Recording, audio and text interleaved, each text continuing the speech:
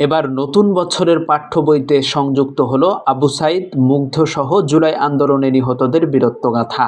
পতিত ফ্যাসিস্ট আওয়ামী লীগ সরকার যেভাবে ছাত্র জনতার উপর নির্মম হত্যাযজ্ঞ চালিয়েছে তা তুলে ধরার লক্ষ্যেই এই উদ্যোগ। জুলাই আন্দোলনকে দমানোর জন্য তৎকালীন সরকার প্রধান শেখ হাসিনার নির্দেশেই প্রশাসন ও আওয়ামী লীগ এবং তাদের সহযোগী সংগঠনের নেতাকর্মীরা গুলি চালায় ছাত্র জনতার উপর। লাঠিচার্জ, ধারালো অস্ত্রের ব্যবহার, তুলে নিয়ে মারধর তো ছিলই। পঞ্চম শ্রেণীর বাংলা বইতে আমরা তোমাদের ভুলব না নামে একটি গল্প রাখা হয়েছে। সেখানে শহীদ তিতুমীর, প্রীতিলতা ওয়াদ্দেদার, ভাষা সৈনিক থেকে শুরু করে বিভিন্ন গণ অভ্যুত্থানে শহীদের নাম রাখা হয়েছে। গল্পের শেষে ২৪-এর গণ অভ্যুত্থানে শহীদদের নাম ও অবদান তুলে ধরা হয়েছে। লেখা হয়েছে, অধিকারের দাবি ও বৈষম্যের কথা বলতে গিয়ে এদেশের শিক্ষার্থীরা ২০২৪ সালে আবার রাস্তায় নামে। সরকারি বাহিনী নির্মমভাবে সেই আন্দোলন দমন করতে চায়।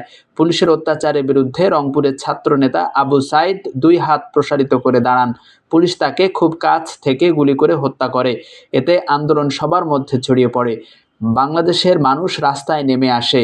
বিশাল এক গণ অভ্যুত্থানের সৃষ্টি হয়।